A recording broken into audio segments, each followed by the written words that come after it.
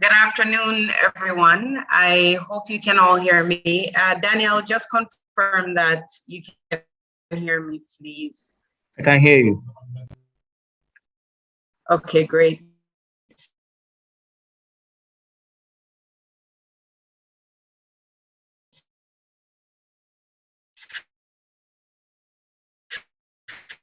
So my name is taking the time to join us for another edition of the Databank retirement tour. So we're really, really excited to have them on board. We have a lot in store for you. And it's my pleasure to welcome everyone. So before we get started, I am going to ask Emma to just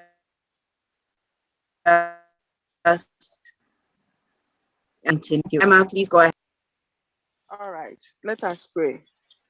Our Heavenly Father, we thank you for such a wonderful day, and we thank you for bringing us together as family and as friends, as we've gathered to study and learn more on how to prepare so well for our retirement and how to keep our health in check. We pray that be with us and let our program be of a success. This and many we have asked through Christ our Lord. Amen. Amen. Amen. Okay. Amen. Thank you, Emma. All right. So before we get started, let me just let everybody know what we have planned and just walk you through a few things that you can expect. We have two speakers today. We have a doctor from Nyaho Medical Center who will be speaking first. And I'll introduce her in a second, but she will be talking on 10 secrets to being healthy in retirement. When she finishes her talk, we'll open it up to take some questions from US participants, and then we will also have a few giveaways that Nyaho is looking to give away. So we'll do that, and then the second speaker will be me, and I will speak on secrets to being wealthy in retirement. So I will do that. We'll take some questions, and then we'll do a few more giveaways, and then we will end the session. So we won't take too much time, but I really hope that everybody has their pens and paper ready to take notes. And if you don't have it, get it or get your phone so that you can take notes. But we will share the recording after.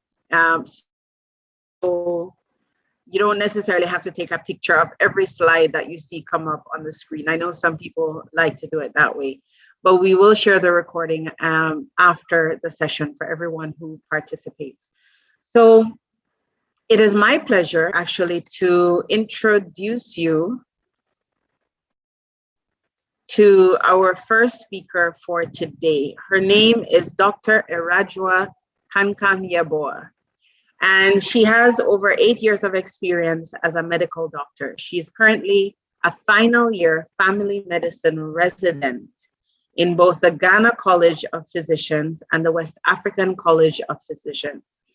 She's a product of KNUST, School of Medical Sciences, and she has been with Nyaho since 2016. Her special interest areas are reproductive health and lifestyle medicine. Dr. Kankam-Yeboah has a certificate in leadership and management in health from the University of Washington. She holds a certificate in the Toronto International Program to strengthen family medicine and primary care, organized College of Family Physicians of Canada and the University of Toronto. In addition to clinical work, she also volunteers for health education and advocacy. And she has over 15 years in public speaking. She is skilled at teaching, educating, and counseling. She's a reproductive health counselor the Wellness and Counseling Committee of the Trinity United Church, Legon, and she's a member of the TUC medical team. She also volunteers for health education, coordinating with the marketing department of the Nyaho Medical Center. So Dr. Kankam Yaboa is passionate about improving access to healthcare and providing excellent patient-centered health experiences. Her goal is to catalyze positive changes in the local health systems to better meet the needs of those it serves. So it is my pleasure to welcome Dr. Kankam Yaboa to the floor or to the screen, and I will ask you to take over. Once you can say a few words and just welcome everybody, and then we'll share your slides and we can get started. But welcome. Thank you very much, Jillian. That was a mouthful. Good afternoon, everyone. I'm really excited to be here. As Jillian has just let us know, my name is Iradra Kankam Yaboa, and today I am very privileged to be speaking on 10 secrets to a healthy retirement, and I really hope I'll be able to do justice to it in the short period that we have. I'm sure a lot of you have a few ideas as to what I'm going to say, and I'm sure you would be right because there are certain themes that seem to recur in our preparations, but my goal today is not so much as to tell you what to do, but it's more to excite your thoughts, help you to reassess your life and decide where you want to be and what you want to do, and then give you a few clues as to how to get the tools to do some of these things. So that is a tall order, but I'm hoping to do that in the next 20 minutes, and then I'll take questions if that's okay. So we'll just hold on whilst they're loading the slides, but I think whilst we're waiting, I would like just one person to just tell me what they think they can do to prepare for a healthy retirement. Just anybody, you can just unmute yourself and just speak.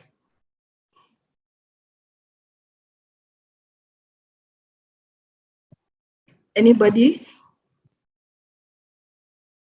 Hi. Hi. Okay, thank you. Sorry, the internet just decided to misbehave at that exact moment. So Okay. I'll share your slides now. Okay. And we're ready to get started. Okay. Okay.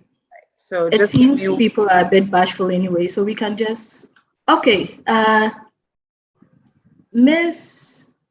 Is it Mr. Ebenezer Ando Aqua? Yes, please. Do speak. Yes. So what we can do to improve our health when we are on retirement is to put appropriate measures while we are working, where we have strength now, as in terms of finance, and also investing in our health system. Yeah, That's yes. fantastic. Yeah. That's fantastic. Actually, you've just stolen like 2 or 3 of my already scanty slides. So yes, that's great. That's really great. Anybody else?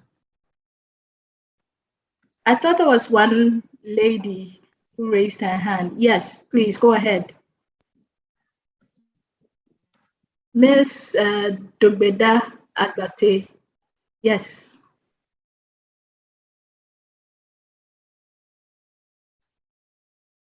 okay. Okay. Hello, can you hear me? Yes, please go ahead. And this will be the last one before we ask you to start. Sure. Yes, then we'll take everybody else after. I'm not Miss, I'm a man, I'm Mr. Oh, my apologies. My apologies, sir. That's all right. So I think to have a healthy retirement, apart from putting our finances right, we also need to look at our lifestyle. Lifestyle in terms of living a healthy lifestyle, in terms of food we eat, in terms of exercising, and anything we take in, and our general lifestyle. Because whilst we are young, sometimes because of working pressure, we forget about living a healthy lifestyle. Exactly. running Exactly. around, putting a lot of stress and pressure on us. And by the time you hit 60, you become so weak. Yeah. Exactly. Yeah. Yeah. That's everything you've said is just like music to my ears. It just tells me we are all on the same page and we are all just moving with that. So, Jillian, have you been able to load the slides? Yeah, one moment. Okay. I was just allowing them to finish talking. That's great. That's great. That's fine. Okay. Please so confirm that you can see the slides. Yes, I can. Thank you. Thank you so much. Yes. So yes, 10 secrets to staying healthy in retirement. And even though it's labeled secrets, they are really not secrets. They are things that we all know, but somehow we never get around to doing them. So secrets are stretching it a little bit. Next slide, please. So what is health? Now, in 1948, the World Health Organization came up with a definition. And this is one of my favorite definitions of health because I feel it's simple, everybody can connect to it, and it really translates everything you wanted to say. And they defined health as a state of complete physical, mental, and social well-being, and not merely the absence of disease or infirmity. And I think that's just beautiful because it's not looking at you having a condition or having certain issues before you are considered unhealthy, but you really can be unhealthy when there are other parameters which are going wrong. And I'm sure there are times where you may have nothing wrong with you, but maybe because of certain issues or problems that have cropped up, you really don't feel well or good within yourself. So I really love this particular definition. And that is the definition I would want you to take home, that you really want a good health, which is complete physical, mental, and social well-being during your retirement. Next slide, please. Now, I want us to talk about life expectancy because it's something we really need to be aware of. It's a grim reality, but the honest truth is that if a baby is born today, this very day, the 5th of August in Ghana, your average life expectancy, assuming nothing else, as in nothing else crops up, your average life expectancy is about 64 years. It's 65 years in females and 63 years in males, giving us the average of 64. Now, you can compare that to countries like Canada, which the life expectancy is 82 years, and in Japan and Switzerland, which is 84 years. Now, this already sounds bad enough, but when you keep in mind that this actually applies to only those who are born today, you have to ask yourself, what is the life expectancy for people who have already been born, for 30-year-olds, for 40-year-olds? Now, for people who were born in 1980, their life expectancy is about 54. So if you were born around that time, all things being equal, by age 54, you should be getting ready to check out, and that's not a really comforting thought. And it gets worse because the further back you go, the lower the life expectancy was then. And so in 1970, you are looking somewhere around 49 years. And everybody thinks that I'm going to do X and Y when I retire at age 60. But if you're even using this, assuming we just use this current life expectancy for you, you literally have just about 4 years after retirement to do everything that you want to do and then move on. Next slide, please. So now, what are the issues which arise with retirement? And like somebody rightly mentioned, it's the first that comes to mind is financial, okay? Now we are living longer, as we can see from our life expectancy. So a lot of people actually outlive their savings. And it's a very real, very frightening reality where people actually make provisions, but they outlive that provision and they don't know what to do. The other thing you have to realize is that when you go on retirement, your income is reduced. So you're not getting a steady salary. You're not getting the same amount that you normally would have gotten. You don't even have the strength to do the other side jobs that would have brought you some amount of money, like the way you would do when you were a bit younger. And conversely, your expenditure is actually going up. So you have increased costs like rent, because things never go down, unfortunately, in Ghana. Inflation is hitting us, rent goes up, everything goes up. I've never seen any price go down ever since I was born. So I can just imagine for those who are older. The second thing is healthcare and housing issues. Now, for healthcare, it's pretty obvious. You probably may or may not have certain conditions, or you may have certain, maybe not a disease, but a condition that makes it difficult for you, that you need a bit more funding to take care of, mobility and whatnot, and housing issues too. So for now, a lot of people are comfortable wherever it is. You're able to make wherever it is that you are living and work. But the issue is that, first of all, is it your own house? Is it somewhere you can modify to suit your later needs? And then you also have loss of insurance. Now, a lot of people tend to have very good insurance when they are working and actively working. But depending on where you work, you may not have access to that health insurance after you retire. And so you may not think health costs or your health bills are so much until you go for your first doctor's visit and you are hit with, the price of your medicines and whatnot, which you've taken for granted because you never actually paid. The other thing is a loss of identity, and we don't really talk about that in our context. Everybody identifies themselves with what they do. So when you ask people, what do you do? I'm a banker. What do you do? I'm a doctor. What do you do? I'm a lawyer. What do you do? I'm an accountant. Oh, what does he do? He works with da da da da da da da. Nobody ever says, what do you do? I'm a mom. Whatever you do, I'm a daughter. What do you do? I'm a sister. Nobody ever thinks that. And because this is such an intrinsic part of us, when we lose that, when we are no more a banker, when we are not in active practice, we really get confused inside. We don't know who we are supposed to be. We don't know what we are supposed to do. Just around the time you are retiring and dealing with your loss of identity and your financials and healthcare issues, death is also an issue. Now, it could be the death of a spouse, it could be the death of parents, it could be your own death. And all of these are issues that you really need to identify and decide on what you're going to do. And lastly is loneliness, okay? In our setting, that's why you have a lot of mothers, because they are lonely, they put a lot of pressure on their kids that, why don't you get married? Why don't you have more kids? Because they want to sort of fill the gap. And we've never really thought about the fact that we could actually be lonely, or we could actually feel very alone, either in our homes or with less to do. And so because of that, we tend to put pressure on other people to actually fill that vacuum that has been created in our life. Next slide, please. Now, these are some of the issues that have come up. And I'm sure depending on your individual circumstance, you may come up with 1,000 more, okay? So the first secret to preparing for a very healthy retirement is to assess. You need to assess yourself. And how can you do that? The first step is actually accepting that it's inevitable. Death is one of the most inevitable things in our life. Like, you can't bank on it. There's no one alive now who has been alive since the beginning of time. But we always like to push it to the back of our minds. We don't like to think about it. We don't like to dwell on it.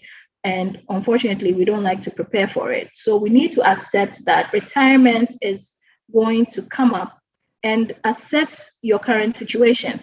Now, when I say assess your current situation, what do I mean? I mean, what are your goals? What do you want? What's the future? When you close your eyes and you think about your dream retirement, what are you thinking? Do you see yourself gardening, living in your own house, in good health, being able to have time with friends? Do you see yourself being able to devote time to your hobby or to woodwork? What exactly are the goals that you want to accomplish? And these goals should not just be financial, because it should go beyond, I want to have 50,000 CDs in my account. You should be able to say why. Do you want to continue to afford this current lifestyle? Do you want to be able to do something for your kids? You need to make it as definitive and as precise and detailed as possible. Then you would need to assess what are your risks and your anticipated problems. Now, for risks, especially in your healthcare setting, you also want to know, what are you predisposed to? If you realize that your older brother has been diagnosed with hypertension, your dad was hypertensive, your mom was diabetic, those are your individual risks, and you really need to accept that and embrace that, and then look for ways in which you can preempt that. Okay, so you're looking at your health concerns, you're looking at the things, the barriers that stand between you and that retirement goal that you want. Okay, Jillian is going to deal with the financial aspect, but a big part of it is being able to deal with the financial gap, how much you're currently earning and how much you'd actually need to earn in order to get the retirement picture that you actually want. Then you need to ask yourself, what do you have? Now you need to take a brutal look, like don't color code it, don't quote it with anything, don't try and be nice to yourself, be honest with yourself. If your savings is 50 cedis, you should be able to say, I have 50 cedis. If you know you are at risk of X and Y, you need to embrace it. We as Ghanaians, we are very religious. So I'm sure everybody belongs to one faith or the other. And even people who aren't actively practicing, we tend to ascribe to what we have. So what happens is when you tell people, oh, you have a positive family history of diabetes because I see your mom had it and your dad had it and your sister had it.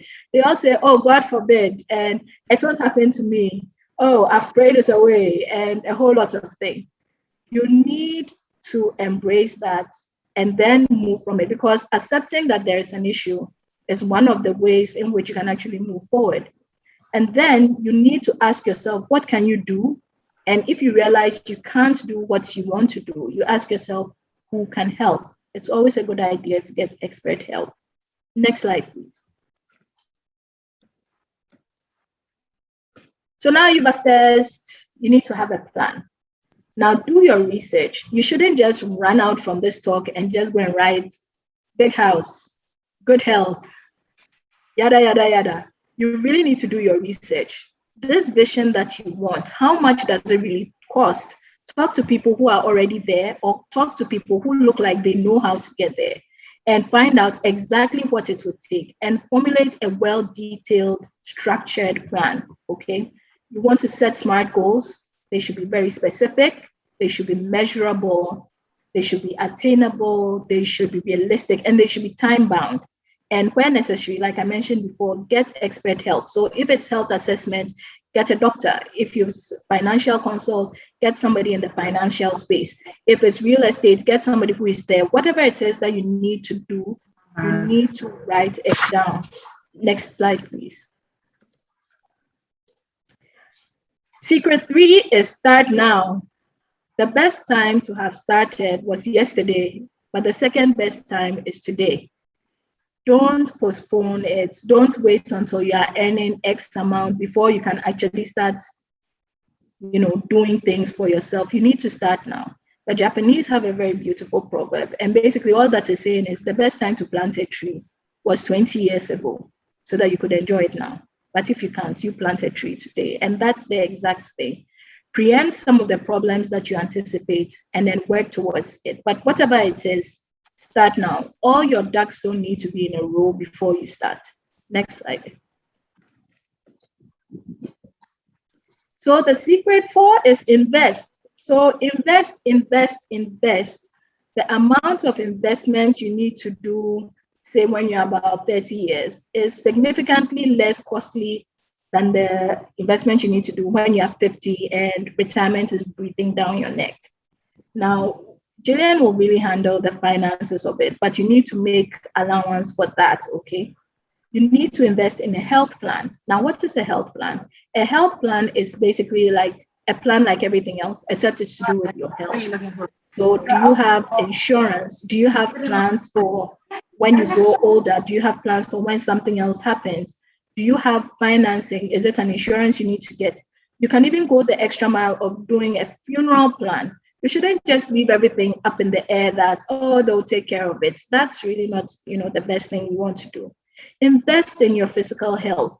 So you want to do annual screening. And a lot of us, we think that, okay, I took an x-ray, I did an ECG, they drew blood. So I've done my annual screening and pray it's over and done with, We've moved beyond that concept of medicine. And right now, medicine is more for prevention. So You want to look at an individual and look at the things that particularly pertain to you.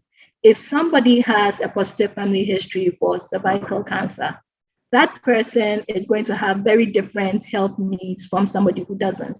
If somebody has a positive history for heart disease, that person is going to have very different metrics from somebody who has diabetes. Okay, so you really need to invest heavily in your health. And I am very proud to say that we do this at Nyaho. This is a shameless plug, but we'll do it anyway. You can come in, get assessed in our health hub. They can give you a plan and you can move from there.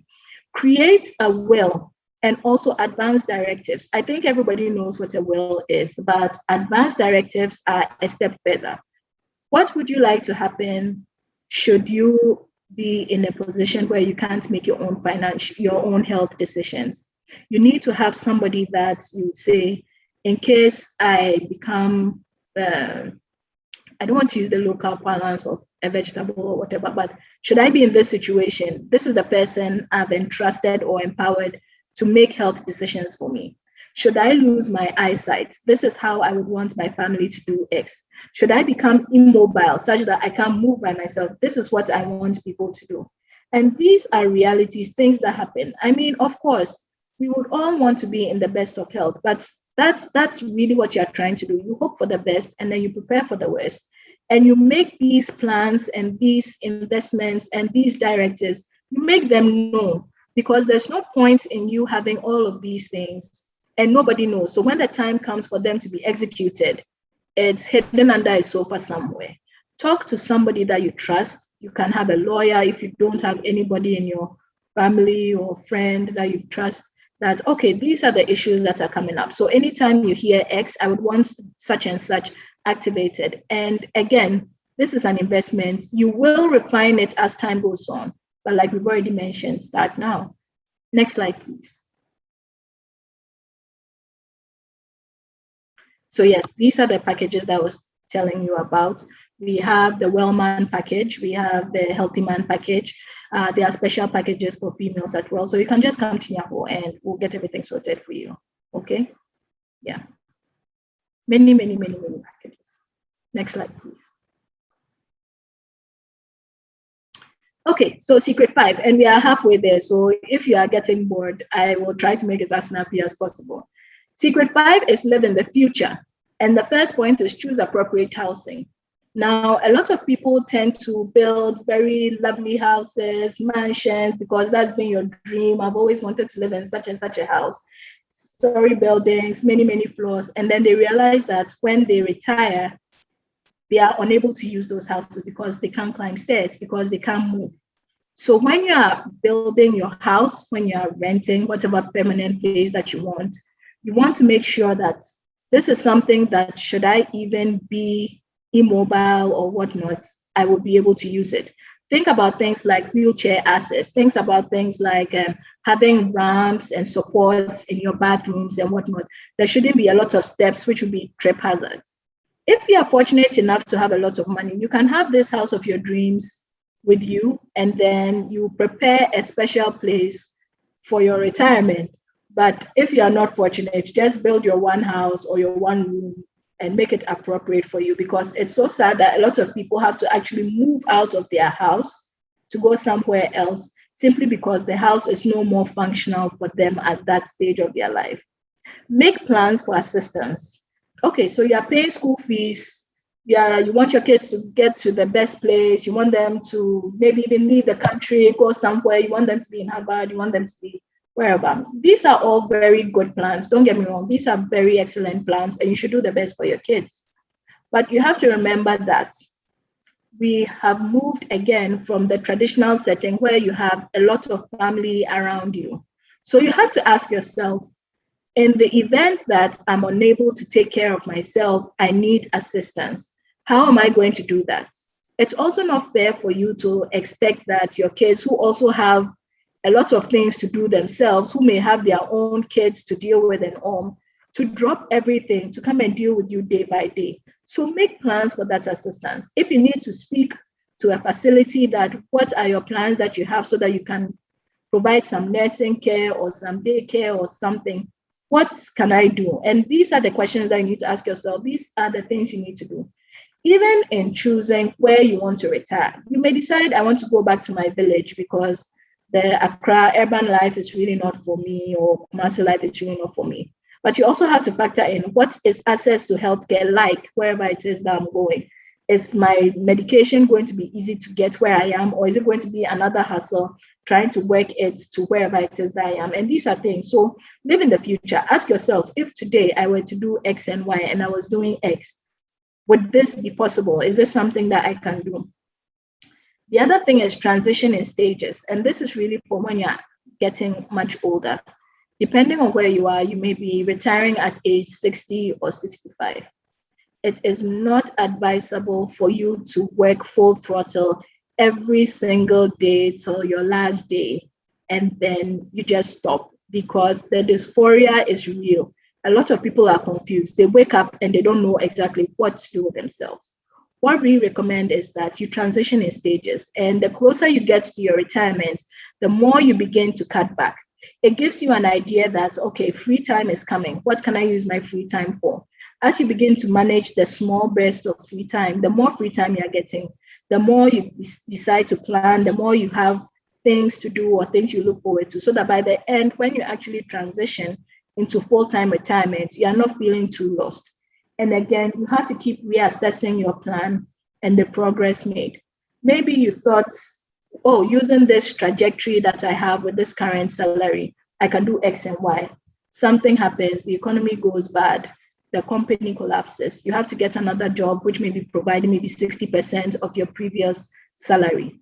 You need to adjust to this change, because trying to keep up to the things you were doing when you were earning much more, it's really going to be stressful for you. It's going to be stressful for the people that you're living with. Okay, next slide. So secret 6 is build networks. So find other hobbies and other interests, things that you would like to do, groups that you would like to join. Don't wait until you've retired before you are now going to try and immerse yourself in them. Build networks out of work, so that even when you stop work, you would have other people that you can depend on. But on the other hand, try to develop personal relationships with people at work, because you're spending more of your time with your work colleagues than with your family at some point. If you're doing a traditional 8 to 5, it means you are spending more time with your the person sharing your cubicle or your office than you are even with your own spouse, okay? Or at least conscious time. So try to develop personal relationships, which can actually move beyond the workspace, so that even after you retire, you still have some social contact. And then try to bond and spend time with family and your partner if you have one. A lot of people focus so much on work, they don't deal with the social, because it's more of, this is what is more pressing.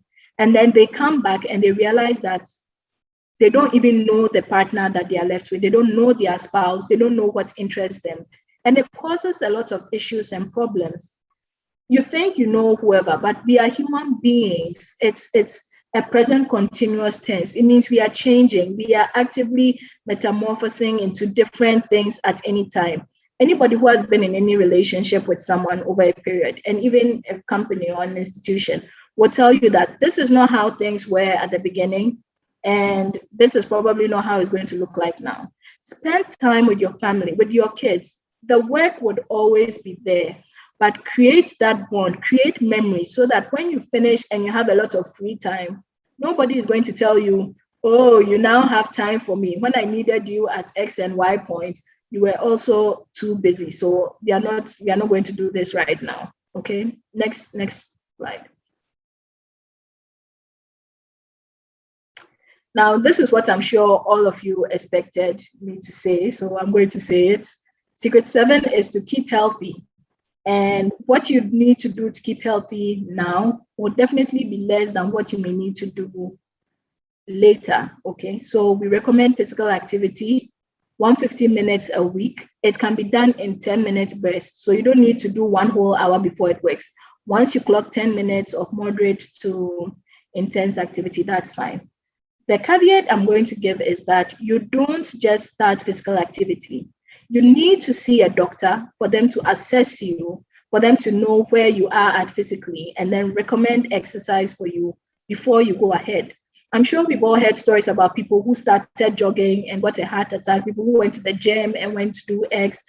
All of these are very real situations that happen. So you don't just get up one day because you are filled with, morale and vim and say, I'm going to start the gym and just start, lifting heavy weights and that sort of thing. No, you don't. You need to increase your vegetable and fruit intake. In fact, one study that was done showed that men were less likely to get colon cancer if they were eating a lot of vegetable and fruit, and it was due to the fiber intake. Third is lose weight. We almost all anyway, we almost all need to lose weight and need to lose weight now.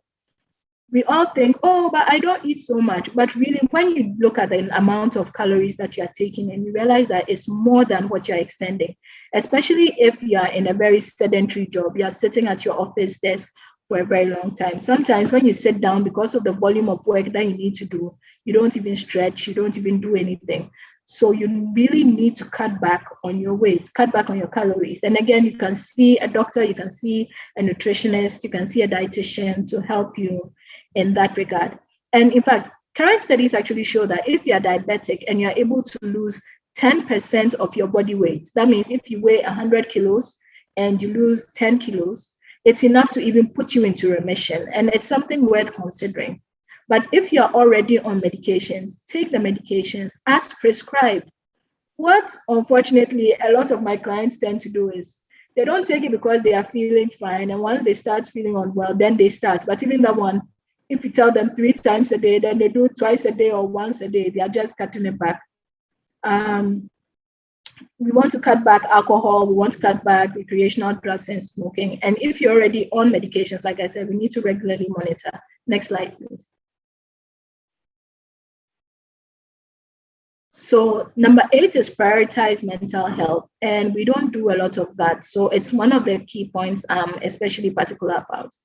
Practice mindfulness, being able to meditate on the things that you want, just having time to just sit down and think, not worry. There's a difference between worrying, like, how am I going to do X? How am I going to do Y? Think about the future that you want. Think about certain things that you would like to happen and how you're able to do. If you're a Christian, you can think on scripture. If you're Muslim, you can think about the Quran, whatever it is that would help you to think. Accept help if you need it. We are all so much engrossed with trying to be supermen and women. We want to make it look like we can handle everything. That is not good for you. That is not healthy for you. So prioritize your mental health. If you find out that you're not able to cope, seek help that you need. If you need to get somebody else to help you, if you need to get expert help, whatever it is, just get it done. If you realize you have too much on your plate, cut back, okay? If you realize you're not able to cope with X and Y and you cut back, if not even forever, just for a period, just to get some peace of mind. And then the last point is make peace, because conflict tends to really disrupt our mental health. So who do you want to make peace with? People you have issues, people you have conflicts. You don't want to be that typical on the deathbed, tell this person I'm sorry. If there are issues that really need to be dealt with, try and deal with it. And again, I can't help but go back to marriage, because that is like the classic example. You have people who have grudges against each other and everybody's holding so much bitterness and resentment. Then you want to come and be all lovey-dovey during your retirement that, oh, let's finally go on the trip that I want to go. And it's like, I'm not interested. Get counseling if you need to, get a therapist if you need to. But try and make peace with yourself. Try and accept yourself. Try and make peace with those you are with. And if you're religious, try and make peace with your God so that you can actually be in a good state. Next slide.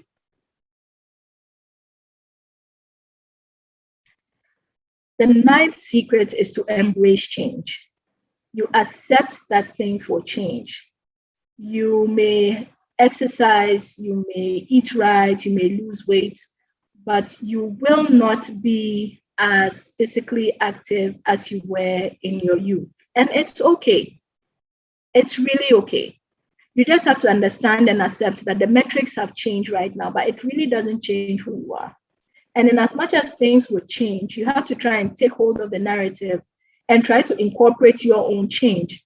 So try to push in things that you want to do. Try new foods, try new dishes, try cooking new things. travel, if that's what makes you happy, try new hobbies, but whatever it is, it's always better when you are taking active care or active charge of the changes that are coming than to just sit and be reacted upon. And then finally, for secret 10, you want to leave a legacy. Nobody wants to leave this world without being remembered. Nobody wants to just be forgotten. Decide the kind of legacy you want to leave. It could be with regards to your work. I want to be the person, I want to be known as the person who established X and Y. It could be with your children. I want to be the mother that was always there. I want them to know that I love them and I cared for them. It could even be that you want to help the people who come from the town that you come from. That because of me, more people from my village, more people from my town are making it in life. So you can volunteer, you can choose to mentor people, you can pick one person from your church, from your workplace, whatnot. Just help people, because a lot of times what we've found from our studies and whatnot is that people who are leaving a positive legacy and who have taken charge of this narrative tend to live a very satisfied life, and they tend to be much, much happier than others. Money plays a part, but at the end of the day, that is not going to be the bottom line that determines how satisfied you are. So in summary, I have spoken a lot. I have excited your thoughts, I hope. But the bottom line really is start now. Take baby steps, but start now.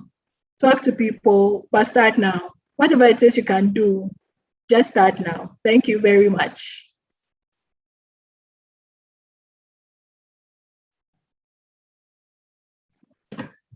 Thank you very, very, very much. That actually was really, really good and very insightful. And it lines up a lot with what you even hear people who are already in retirement saying. So at this point, would like to open it up for questions. I'm going to stop sharing the screen. I'll encourage anyone who has a question to raise their hand or put it in the chat, and then we will ask our doctor the question. Okay, so some of the questions are coming to me directly in the chat, but so I'll read one and then you can continue. So this one is regarding somebody who is heading towards menopause. And this is more a Yahoo related question where do you offer counseling or advice on how the body changes as you move into menopause? Yes, so we do that. There's counseling available to give you a sense of what to expect, what you don't have to endure, and that sort of thing. So you can just have, we actually have, we have a health hub.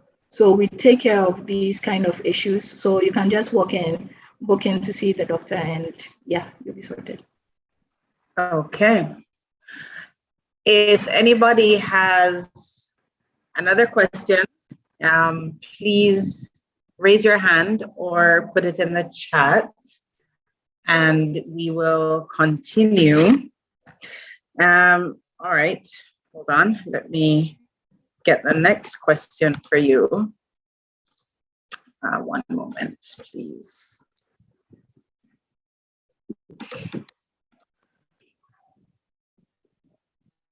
Okay, so someone is asking, Patricia is asking, when you talk about recreational drugs, what kind of recreational drugs are you referring to? Okay, so recreational drugs are basically anything that is taken, not medically prescribed, but just done for the pleasure of it. So we are talking about marijuana, amphetamines. Now, the very popular thing is shisha, because people think it's not like actively smoking, but shisha is actually more harmful because you are getting more smoke or more tobacco into your system at a sitting than you probably would get if you were to smoke one stick at a time. So yes, things like that. Okay. And what is your view on drinking in terms of how much is too much or is a little bit okay? Where do you draw the line?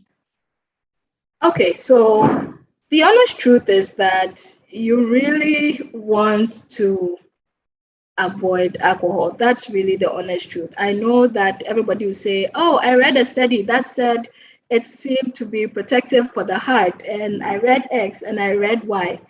So really, from a health point of view, you really don't want to do it. But that being said, we do have certain amounts that are considered recommended amounts that if you go more than, we don't want you to take anything more than. So for men, it's about 14 units a week, and for women, it's about 7 units a week. But the issue is what is considered a unit is what? Yes. Exactly. So that is where the issue is, because a unit can be as little as a glass of wine, except I've seen people pouring glasses of wine, and what they are pouring is actually maybe 6 or 7 units. A glass of wine is really it's under an inch of liquid in the glass. The glass may be big, but you don't need to fill it. So that is a unit, and by the time you filled your glass, to the top and you've drunk it, that's way too much. And then we also talk about liquor like vodka and gin and that sort of thing. So you really want like what is called a shot. So they have a little, measuring something that they use in all these fancy bars that they use. So yes, you're not supposed to take more than that in a week, but you also don't want to do more than, you also don't want to do more than 4 units within a 2 to 4 hour period. Because somebody can say, I take only 7 units, but I'm drinking it all within 2 hours. And that's also not good. It's a whole stress on your body as well. So you want to pace yourself and you want to do as little as possible.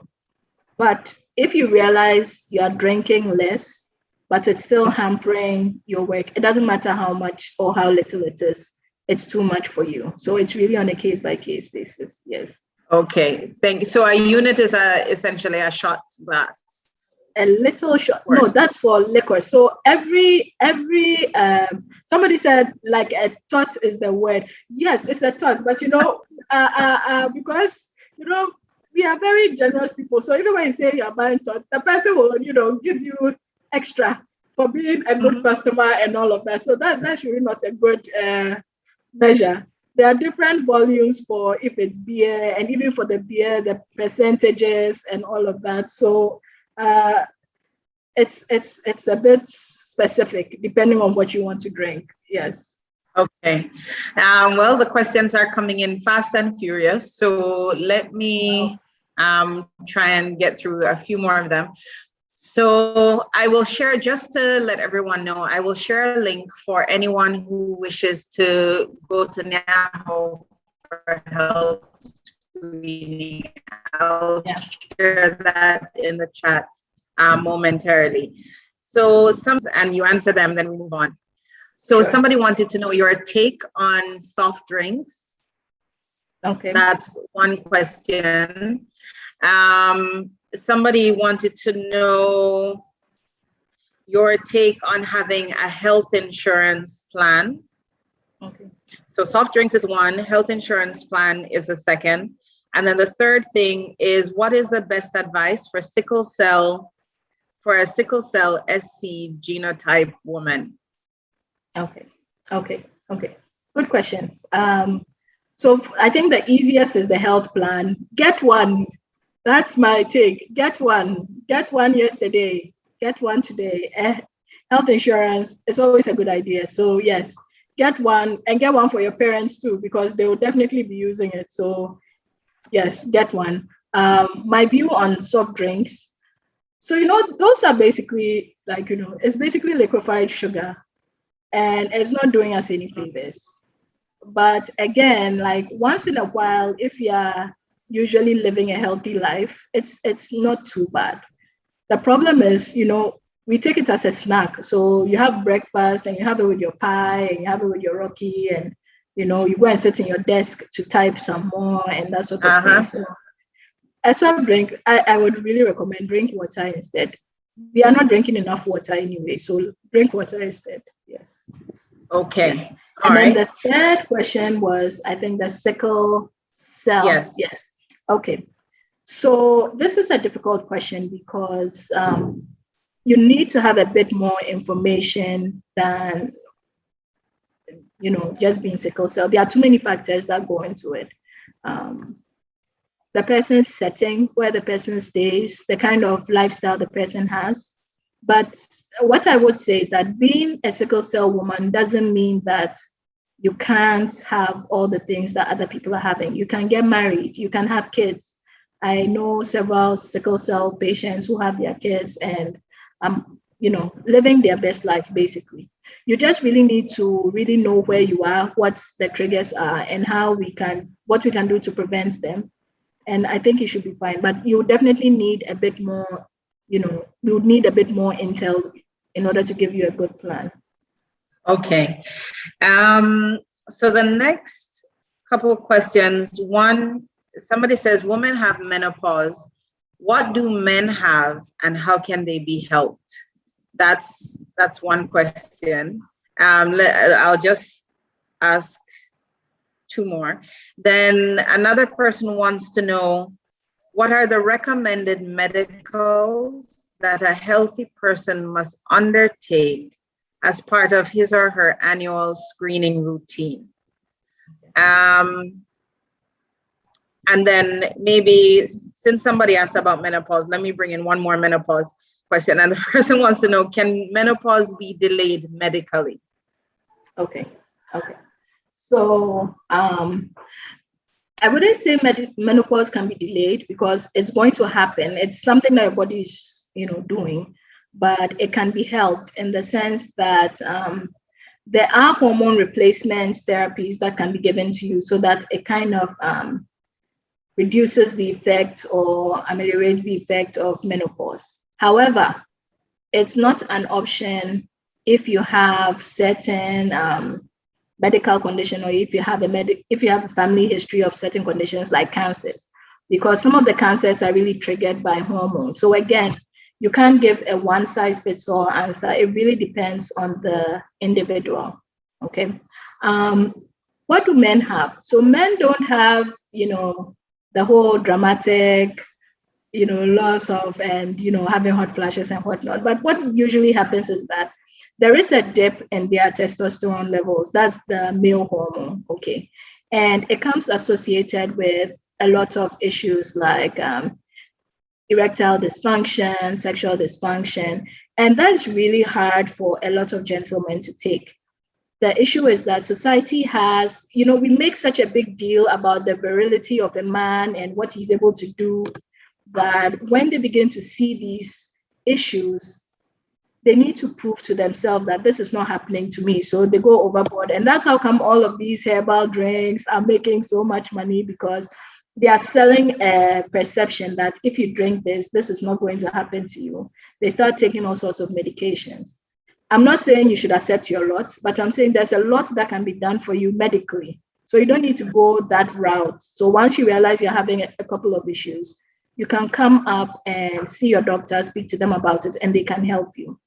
One interesting study that was recently done shows that when men begin to have erectile dysfunction, it's usually a precursor for cardiac issues. So anytime you realize that, apart from the fact that your doctor is going to try and sort that out, they need to really check your heart to make sure that it's not the forerunner for something more dire. So that is really what happens. Again, the loss of identity. Women, we tend to embrace our kids. So we tend to, really lock on to being a mother and, having kids. So it's a bit buffered for us. But for the men, a lot of people tend to really identify with what they do and these sorts of things. So it's really hard for them. And as a society, we haven't gotten to the point where we embrace, mental health and we help people to really be comfortable in themselves. So it's hard for them too as well. Yeah. Okay. All right. Thank you. So we'll just take, because of time, we will take a Just a few more, and then Okay. guys, after the second presentation, we'll have more time for questions, and I'm very happy for you to ask health-related questions, even at the end of the investment section. But somebody wants to know quickly, he would love to have, he would love to attend the health screening with his wife, but he's in the Upper East region. Okay. What options are there for him? So we do, it's an appointment-based system. So really he can just figure out a time that he'll be around to have these tests done. So he can just call in advance and book an appointment so that anytime he's in town, he can come, or they can just do it in tandem. So the wife can come in, get hers done, and whenever he's in, he can also come in and get those done as well. Okay, so the last few questions, someone says, there are so many motivational speakers encouraging people to embrace I'm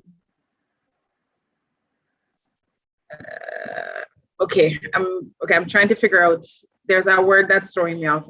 So many motivational speakers encouraging people to, I think, embrace sleep. And the person goes on to say, okay, I'll come back. Prince, can you resend me your question, please? And I'm not really clear on that part. So just send it in the chat and I'll get an answer for you.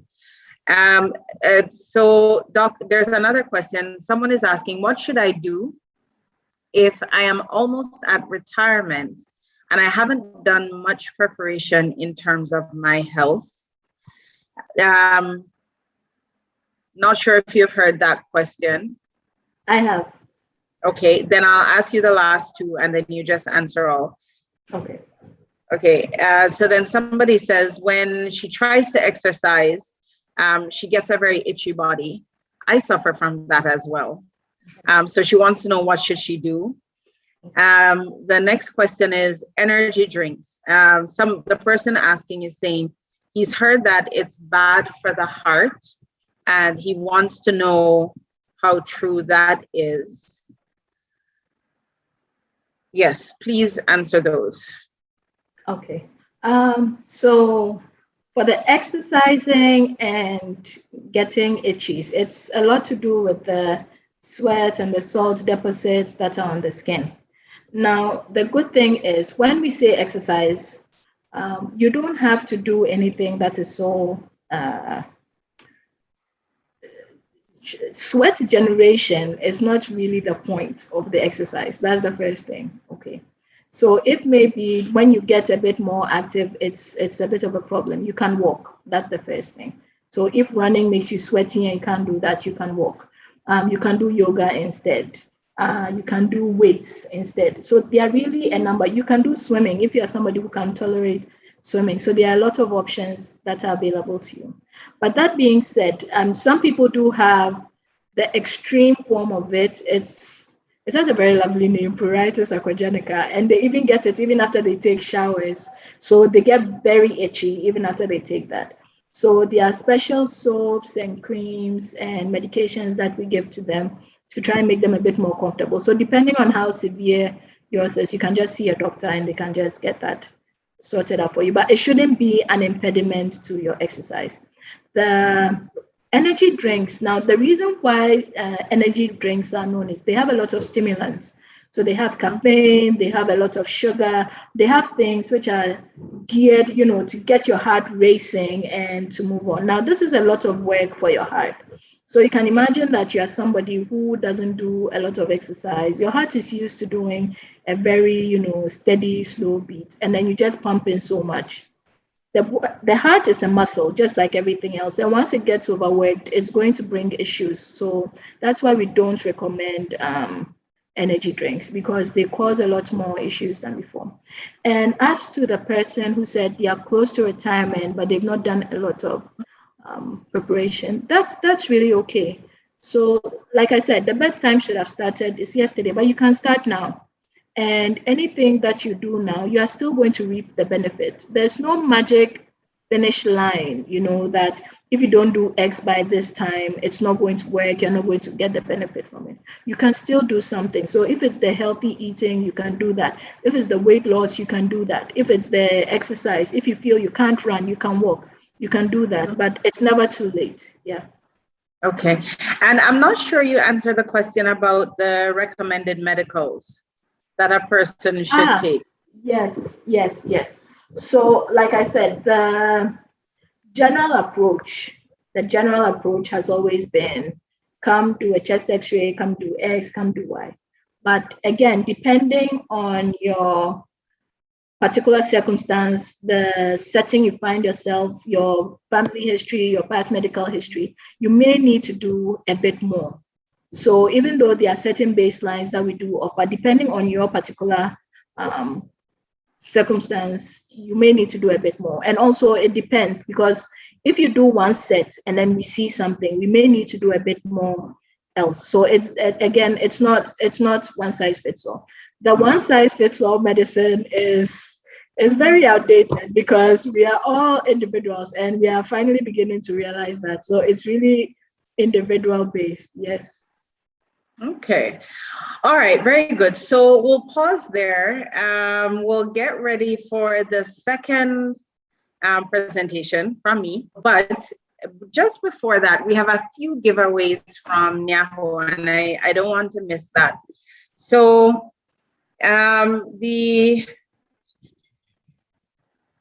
so I'll tell you what the prize is, and then I will ask everybody, they should put it in the chat. They should respond in the chat with the correct answer when I ask them. Respond, my suggestion is respond. Oh, it says my internet is unstable, but respond to everyone. If not, respond to me directly. There's another host on, but if you respond to Databank, I won't see it, and I will see somebody else's that comes ahead. So either respond to everyone or respond to me, where my name is Jillian Hammer, and those I will definitely see as soon as they pop up. So Jillian, am I allowed to join? I also want to give away. Don't worry, I'll arrange a special one for you. So the first question, the prize that we're giving away for this question is a basic health screening at NYAHO, any of the locations. And that will include your BMI, your sugar level, and your blood pressure. So there are 3 things that will be included in that screening. And again, get ready to type in the chat and send it to either me or everyone. So question is, how many minutes of physical activity is recommended at retirement per week? Woo, that was, got it first. And the correct answer is 150 minutes. So Equia, please just put your name, full name and number in the chat so that we have it and we can double confirm, and then we'll get back to you. All right, so I like how quickly everything came in. I have another question. Hang on, get to the, all right. Thank you, Equia. We've got your name. So the next question is for,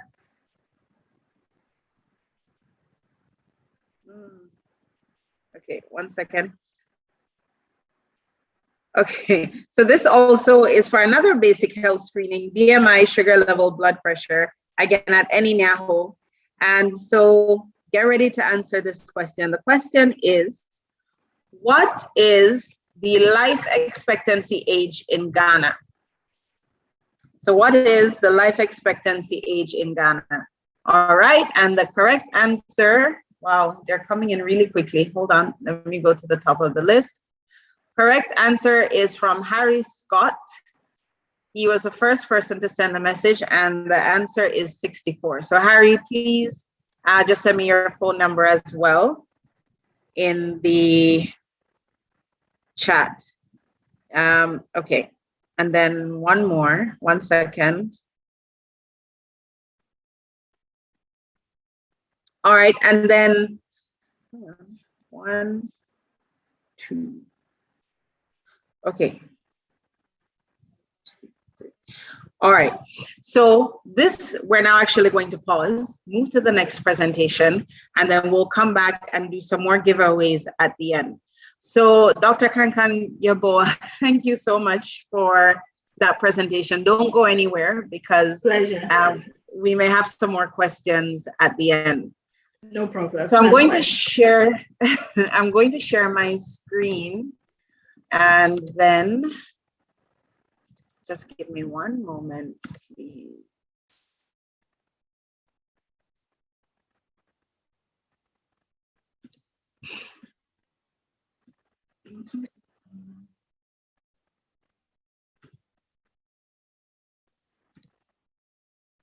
All right, let's share. And I will just ask someone to confirm whether they can see the slides. We can see. All right, thank you very much. So I'll try and go through as quickly as possible. Some of this information you may have heard if you have attended some of our previous seminars, whether virtual or physical, but you can never hear it too much. And if you've heard it and not acted, then I don't think you've heard it enough. So definitely take some more notes and we'll get started. But I am going to be touching on the 10 secrets to being wealthy in retirement. And, you know, as Doc said, these are maybe what I would call open secrets. They're not really secret, but it's information that's available that sometimes people just overlook and to their own disadvantage. So I'm really hoping that everyone will listen very carefully. So when it comes to retirement planning, there are certain mistakes you cannot afford to make. And the reason that you can't afford to make mistakes with retirement planning is simply this. There was a statistic that was shared back in 2005. And it spoke about out of every 100 Ghanaians who reach age 60, only 2%, meaning 2, can retire comfortably. 23 must continue working and 75 must depend on charity, relatives, or SNIT to survive. Currently, at this moment, we have 193 people logged in. So if I was to apply this statistic to everybody that is logged in, it means that at most, based on this, only 4 people on this call will be able to retire comfortably. Only 4. Then 46 of you on this call must continue working to survive because you will hit the statutory retirement age and you won't be ready.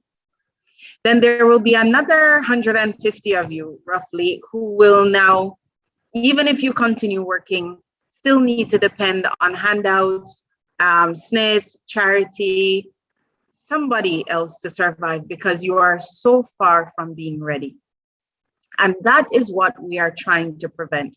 So there is a great quote that I like to share, and it's from George Foreman. And he said that the question is not at what age you want to retire, it's at what income. The point behind this quote is very simple. No matter who you are on this call, at some point you will retire. You don't have a choice.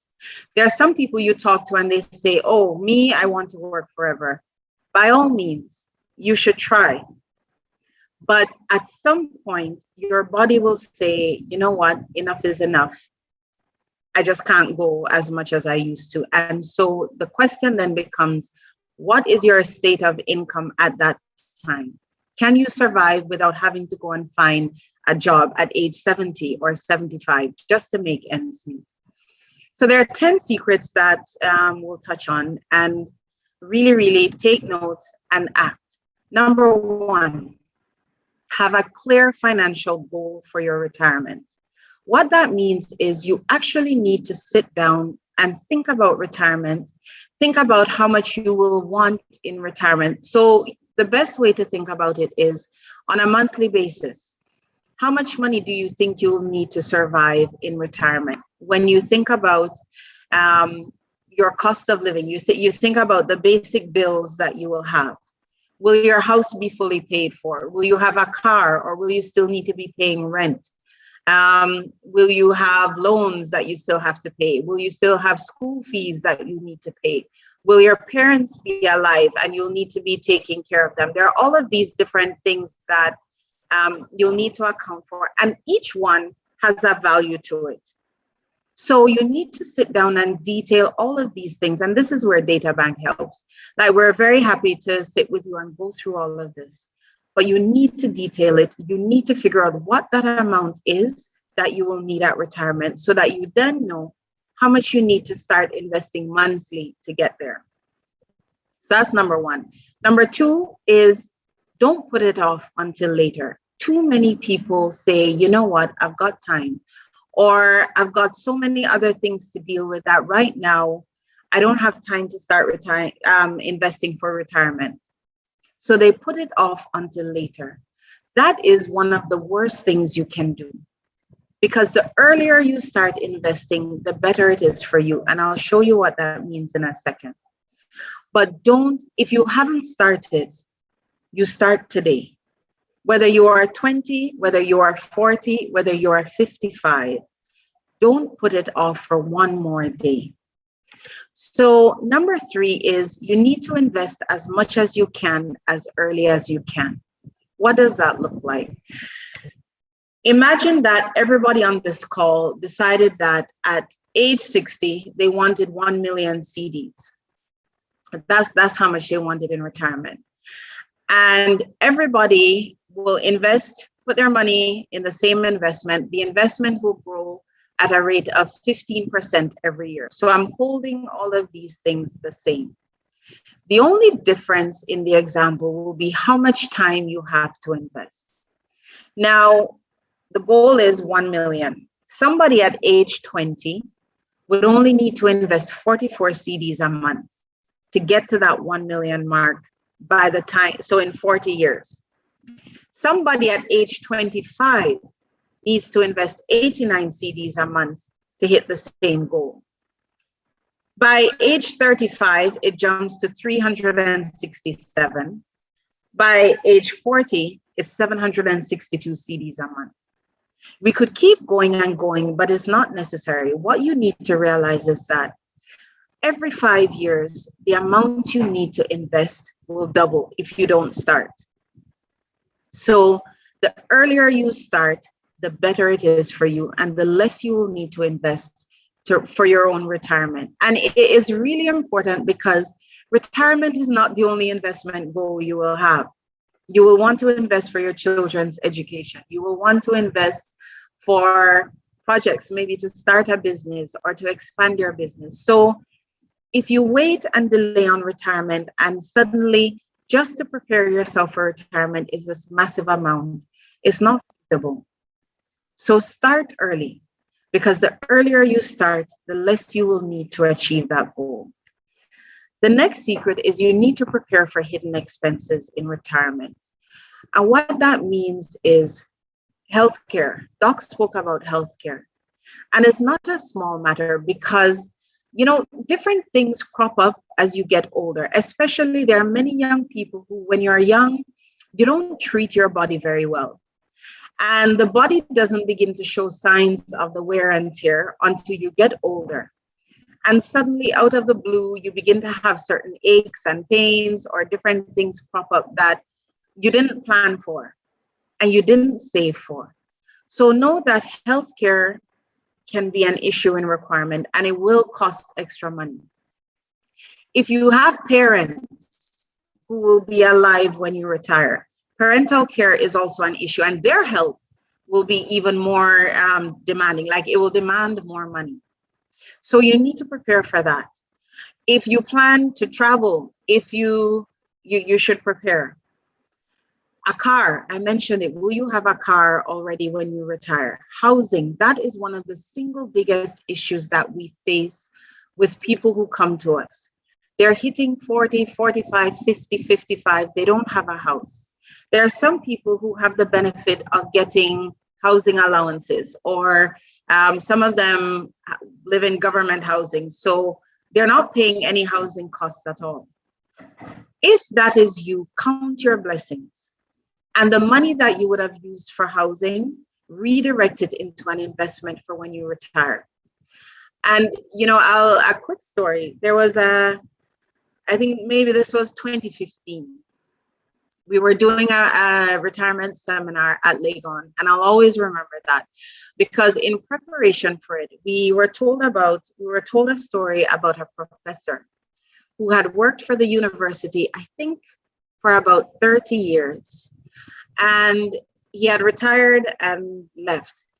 Now, the head of the college that we were doing the retirement seminar with was telling us that one day he was going home and he saw this professor, or retired professor, walking, and it was close to 7. So the guy was walking really fast.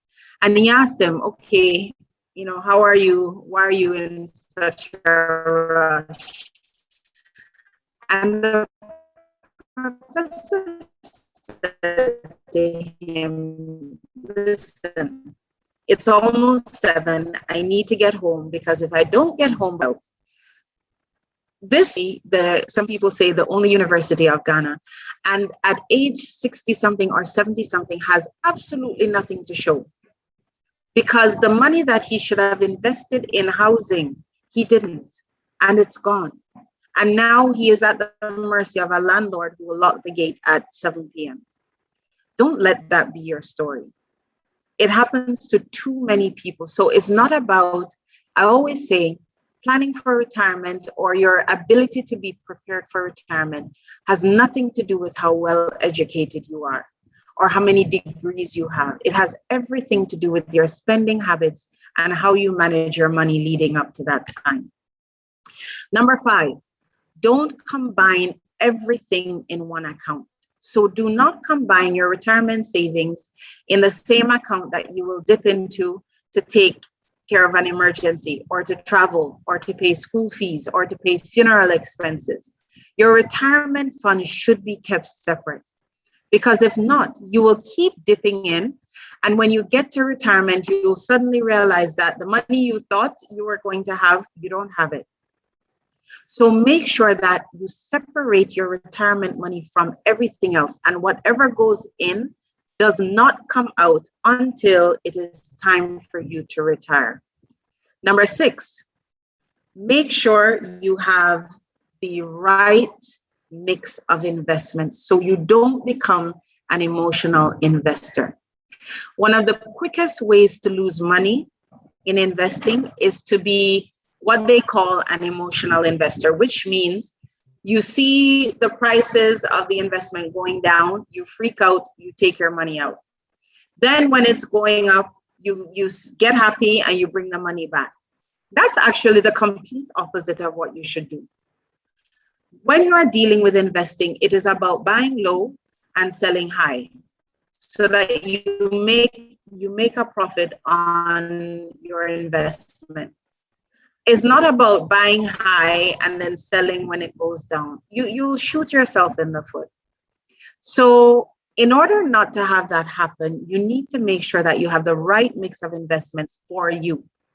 What is good for you is not necessarily good for your spouse or for your friend or for your colleague sitting beside you. It's personal.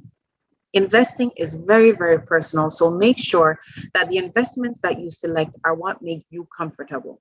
We'll come back to the right investment mix in a second. Number 7, don't take on unnecessary debt. So in your working years, there are some kinds of debt you will need to take on to help move you ahead. No problem. But make sure, one, that when you take on the debt, you are matching the time that you have to repay with when you expect to have money. So as an example, people take loans to start a business. Now, most businesses will not turn a profit for at least the first 5 years. But if you've taken a loan and the loan has to be paid back in 2 years, It means that you now need to pay back everything without even making 1 peso in profit. And then you still have 3 years without the business necessarily making any money. So what generally happens is some people go and take another loan to pay off that loan, and then another loan to pay off that loan. And it becomes this vicious cycle of debt. So take debt, take it on if it's absolutely necessary, and make sure that it is something that you have a plan to pay off so that you don't carry debt into your retirement. Because when you are in retirement and you don't have that steady income coming in anymore, you can't afford to now still be paying debt from when you were working. So don't joke with that. Like, please treat it very, very carefully. If you don't need it, don't take it on. Number 8, don't assume that SNIT will be enough to retire on.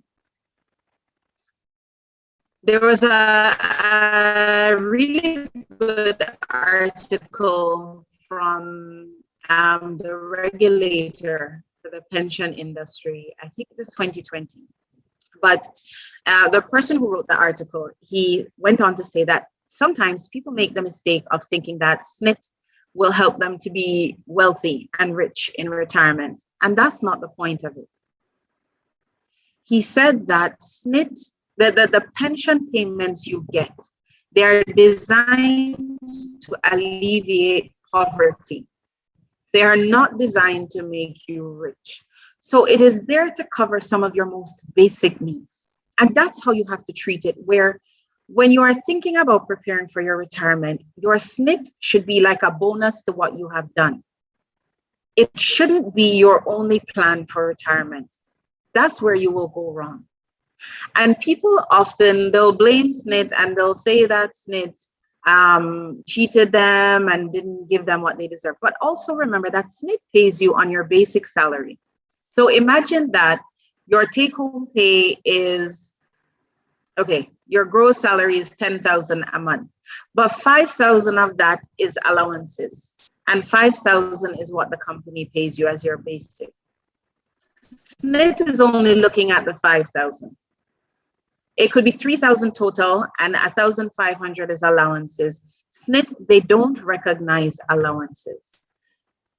So if you have built your life around your basic plus your allowances and you get to retirement and you are now depending on SNIT to help you cover both, they won't.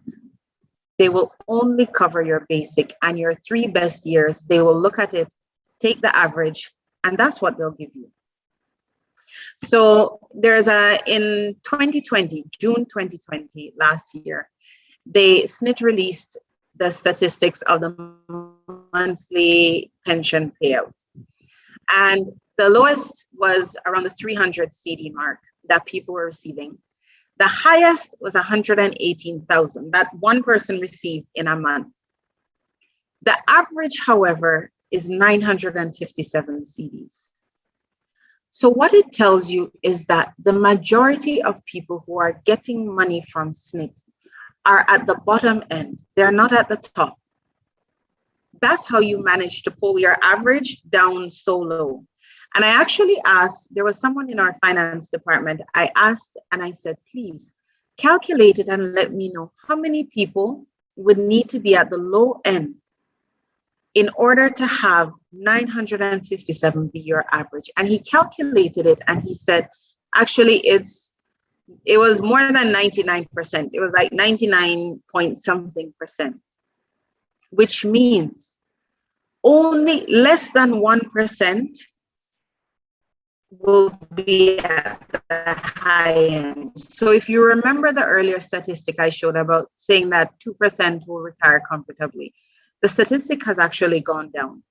It's not gotten better. And now under the new act, so most of the people who are even on this call, these figures won't apply. They have capped it. And the maximum monthly payout that anyone will receive going forward is 15,000 a month. And that's if you're getting an average of 25,000 a month. So don't depend on SNIT is the point that we're trying to make. Let it be a bonus to whatever you do for yourself. Number 9 is don't cash out your provident fund when it vests or when you change employers. You have the option. There are some companies every few years, they will allow you to take what is in your provident fund, and too many people take it. They take it not realizing that they are literally cutting themselves off at the feet. Don't do that. Let the money stay and grow for the purpose it was there for. Because your retirement will come, and if when you come, you've chopped all of this money along the way, you are the one that will suffer. So really, don't cash out your provident fund. Let it stay invested. If you change employers, move it to the new employer, but don't take the cash. And then number 10 is ensure that you have liquid assets, not just fixed assets. What this means is there are many people who say, for me, I prefer to have real estate, and I would prefer to have a house and maybe rent out the house, get some money from that. That's perfectly fine. But again, many of the stories that we have heard as it relates to retirement is that you get to retirement and you have assets, you have a house, but when you need to pay sometimes a simple medical bill, you don't have cash. And that's where investments come in. It gives you what they call liquid assets. It gives you cash you can fall on in a matter of a day or a couple days. Houses are not easy to sell. Land is not easy to sell. So if that's where your entire retirement money is wrapped up, it's dangerous. It's very, very dangerous. And I'll share one more story. Recently, I was talking to a lady who, she's now retired, and she had about 40 acres of land that was her retirement money. That was her retirement plan. Didn't really have any investments. Everything was in land, and she was using it to do cashew farming and some other things. About, I think it was beginning of last year, land guards came in, took all the land, all 40 acres, they seized it, and it went to somebody else. And she tried to fight it for a while, but she's not getting it back. So suddenly, like she was saying to me, Jillian, that was my retirement plan. And now it's gone. And there's nothing she can do about it. So it's good to have a mix of things. It's good to have a house. It's good to have land. It's good to have all of those things. But it is also equally good to have cash sitting somewhere. And an investment is the best place because it will keep growing. So really quickly, how to take control of your retirement. Number 1, learn how to calculate your monthly pension payment.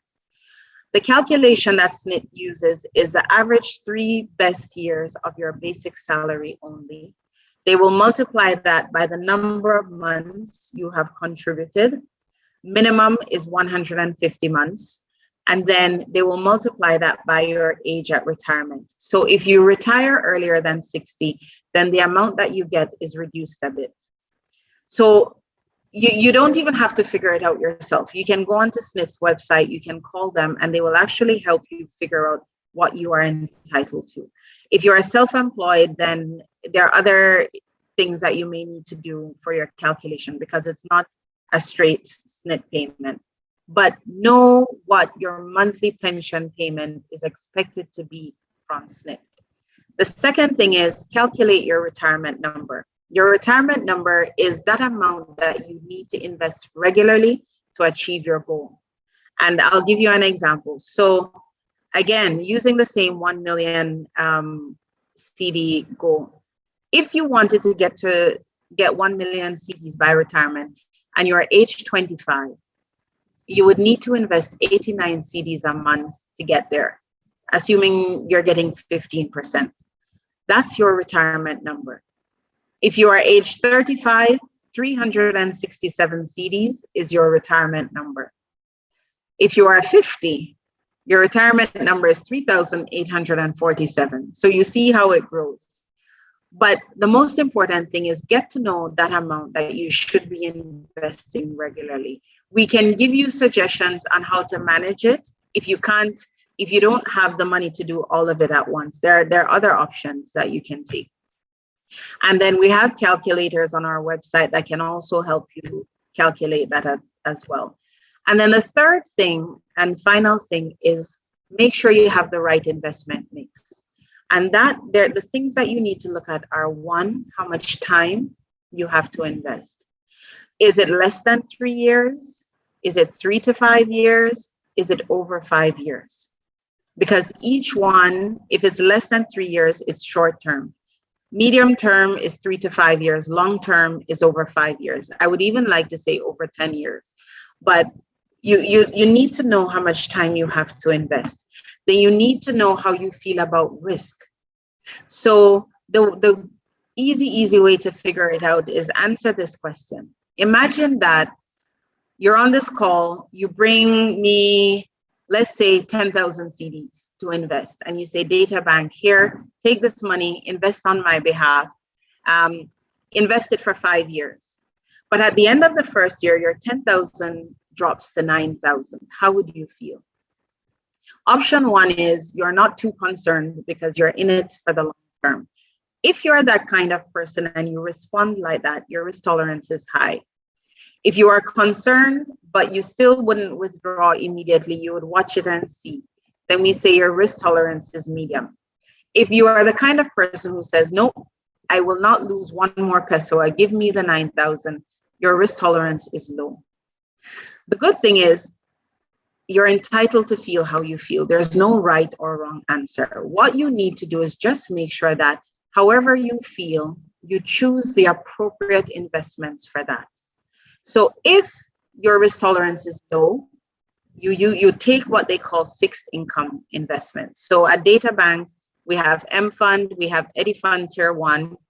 There are treasury bills, there are bonds that you can choose from. Those are very steady, they don't move up and down. If it's medium, you can add more investments that have more equity, which is like stocks on the stock exchange. And if it's high, again, you have more options there. So it's really important to know your risk tolerance and then make sure you choose the right investment. In conclusion, the quality of your retirement tomorrow will depend on the quality of the retirement planning decisions you make today. So please plan well, execute, and enjoy your retirement. Thank you very, very much. I will stop sharing and then we will take a few questions. So, 1 minute. I see the questions. So feel free, put your question in the chat or raise your hand and we will answer it. Okay, so the first question is, I have 2 accounts with Databank, M Fund and EPAC. I'm age 20, and I want to know whether I'm supposed to invest 44 CDs per month into each account to get 1 million CDs at age 60, or do 22 in each one. Evans, the answer is it's a total of 44 CDs. You can choose to split it between EPAC and M Fund, not even necessarily 50-50. It can be in any ratio that you want, or you can choose to put all of it in just one fund. But at a minimum, you want to do that total amount. Now, the example that I gave was not adjusted for inflation, which means that over time, your money will begin to lose value because just because cost of living keeps going up, the prices of things get higher. So what we advise that you do is every year, keep an eye on inflation and then increase your investment by that amount. So as an example, if your amount is 44 CDs, and you invest 44 CDs a month for the first year, next year, increase it by 10%, because that's the average inflation amount. So then instead of 44 CDs next year, you would do 48 CDs next year. And so you then keep increasing it bit by bit each year so that it keeps pace with inflation. If you don't, you will still have your million CDs thereabouts when you retire. It's just that it won't be able to buy as much as it does today. So as much as possible, try and increase the amount on a yearly basis. I see 2 hands. Give me 1 minute. Let me just do the other 2 from the chat, then I'll come to the hands. So there's a question about, does investing with a fixed amount of money in a fixed time schedule have an advantage over making large lump sum deposits over a period of time? Due to inflation, is it advisable to maintain the same fixed principal over time? Okay, so Emmanuel, I think I just answered your second question on inflation. So your first question about, does the fixed amount of money in a fixed time have an advantage over lump sum deposits? The advantage that I believe doing, if you can do it monthly and do it consistently, the advantage that I believe you have is that there are times where your money, you get to take advantage of even dips in prices. There are times that the share price may go down. And if you're putting in an amount each month, then you get to take advantage of the lower pricing. So when it goes up, then you get even more growth on your investment. Over the long term, the difference is not significant. So there are some people who can't manage the monthly amount because in some cases they don't have fixed income, like regular income.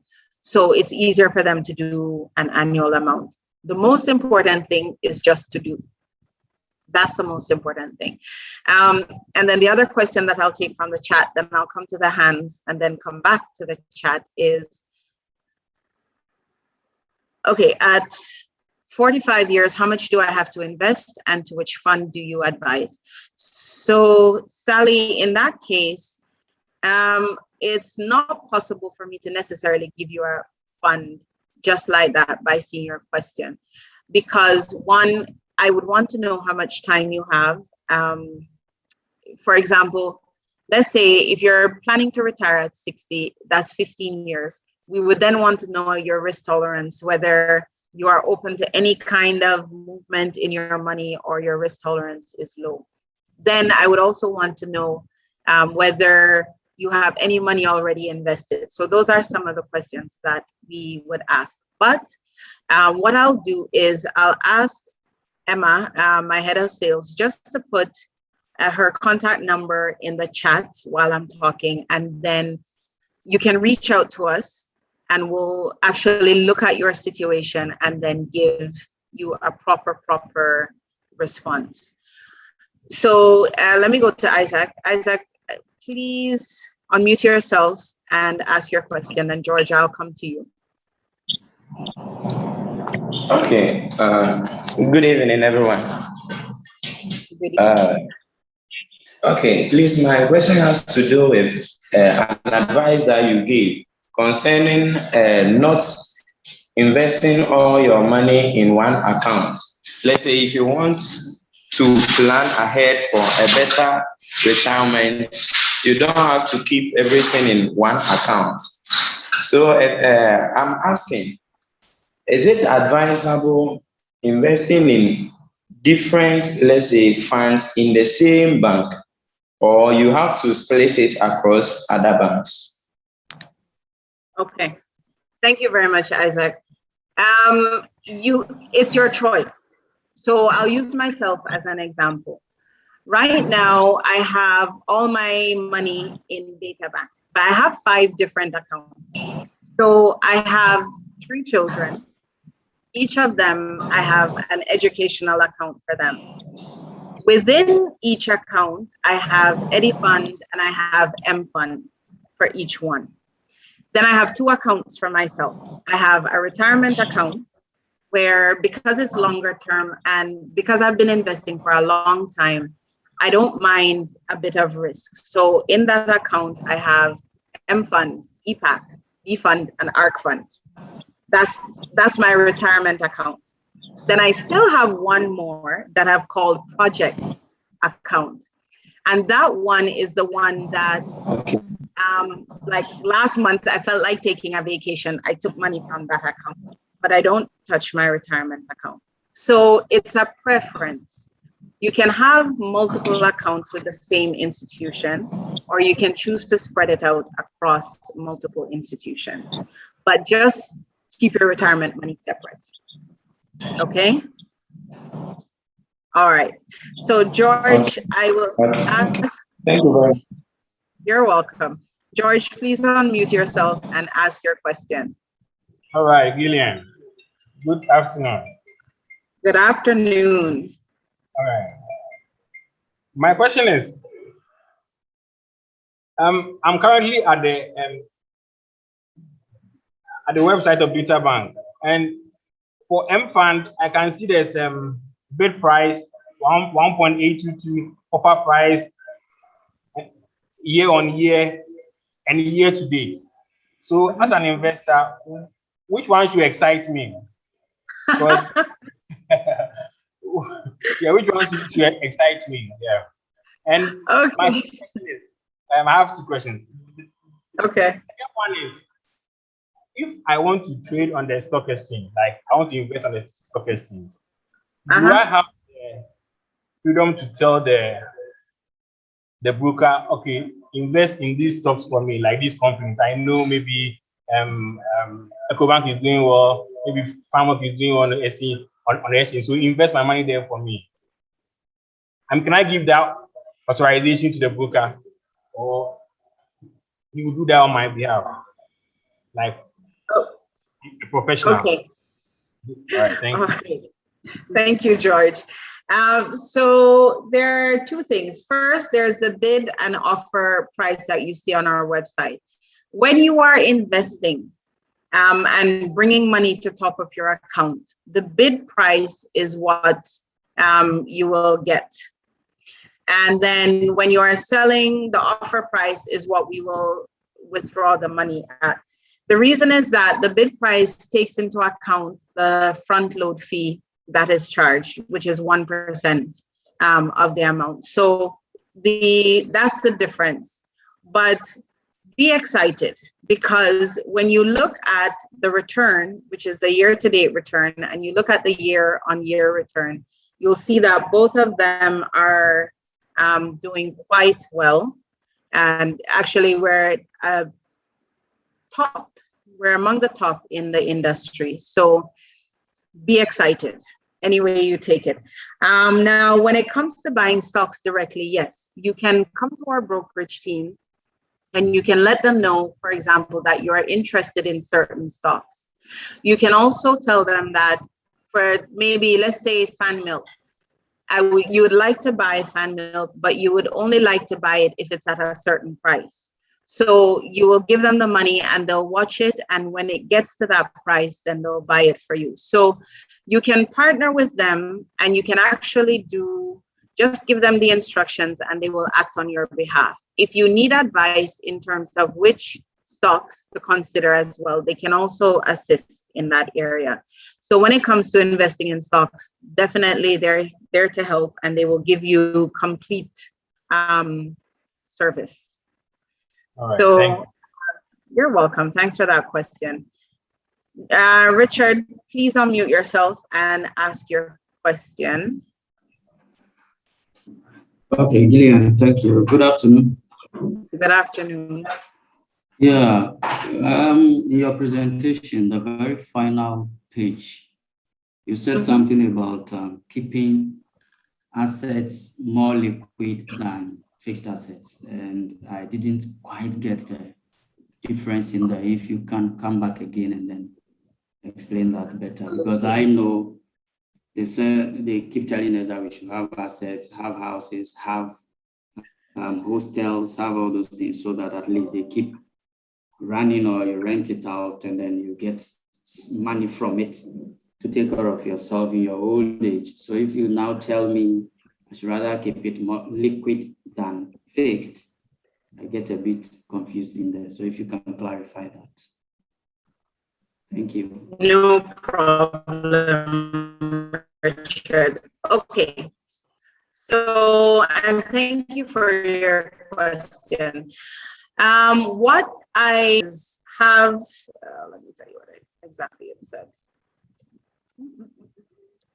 Yes, ensure that you have liquid assets, not just fixed assets. So liquid assets, that's cash. And that's cash that can be accessed quite quickly if you need to. I'll give you an example. Last year when COVID hit, there was a friend of ours who, he actually has a lot of real estate, and he owns a hotel, different things. But last year when COVID hit and the hotel had to shut and a number of other things had to shut down because of the social distancing restrictions and everything, suddenly the cash from those investments dried up. And he didn't have any ready cash sitting in an investment account that he could fall on. And that's the balance that I'm trying to tell everyone it's important to have. So by all means, there's nothing wrong with having fixed assets like the real estate, the apartment, those things. Keep in mind that when you have, if it's an apartment or those things, you also need money to fix it up. So you need money to maintain it and all of those things. Make sure that aside from that, you have an investment account that if you need money in 24 hours, you don't now need to worry about taking a loan against a property that you have or wondering if you can sell the property to raise some money. It is about making sure that you have ready cash available and then assets that if you need to sell and it takes a while, you're okay. You've got the cash sitting. So I hope I'm a bit clearer, but it's just making sure that you have a good balance. There's a statement, I don't know if you've heard the phrase, but there's a phrase that says you are asset rich and cash poor. That's what we're trying to avoid. We want you to have assets. We also want you to have cash that you can fall on anytime you need. So hopefully that answers. Patrick, you can unmute yourself, and then I'll go back to the chat very quickly.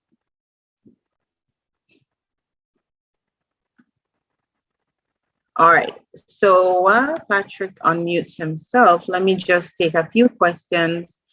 And then we will call it a day. So somebody is asking, do I have to invest for both myself and my wife separately, or one can do for both of us? That is an individual choice. If you are comfortable with both of you investing together, then you can set up a joint account and invest towards whatever goal you have. So investments are flexible. You can do it either way, individual or joint. But by all means, once you and your wife are in agreement and comfortable with that arrangement, you can do it. Just set up a joint account.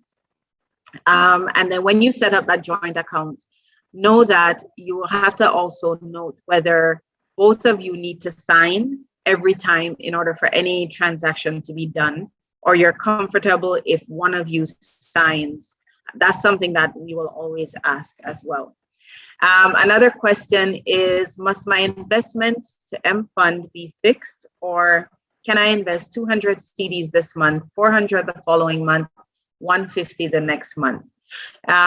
It's flexible. You can invest. So there are a couple options you have. One, if you have regular income and you just want to be able to set it and forget it and shut your eyes and not think about it every month, you can do a direct debit where we'll take the money directly from your bank account or from your mobile money account. If you have money that varies from month to month and you want the flexibility to put in according to what you have that freedom as well. You can just bring the money in to the branch, or you can do Momo, or you can do Visa or MasterCard. You have all of those options. Okay, another question says, how do I make a withdrawal? Do I need to come to the bank for money, or do we have an online medium through which you can get it? You've got three options basically when doing withdrawals. One, you can come to one of our locations. We have 19 of them spread across Ghana. you can send us so you can go to our website and download the withdrawal form and email it to us. Our email address is on our website. When you email it to us, we'll process it as well. You would just need to send a copy of your ID along with the withdrawal form, and then also fill out another form called an indemnity form. You can do that. So you can do it by email. And then the third option is you can do it by USSD, where you can dial *6100#. So that's *6100#. If you're on MTN or Vodafone, and you can, well, if you're on MTN, you can place your withdrawal request, but the limit for that is 1,000 CDs in a day. So you've got options. You don't need to come to the branch at all, whether it's to open an account, deposit, or withdraw. Somebody else is asking,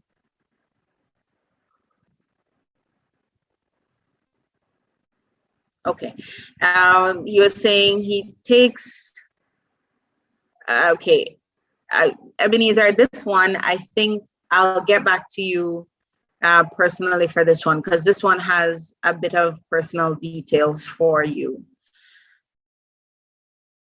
Then Emmanuel is saying the 1 million in retirement will value less in today's terms and may not be enough at the retirement age.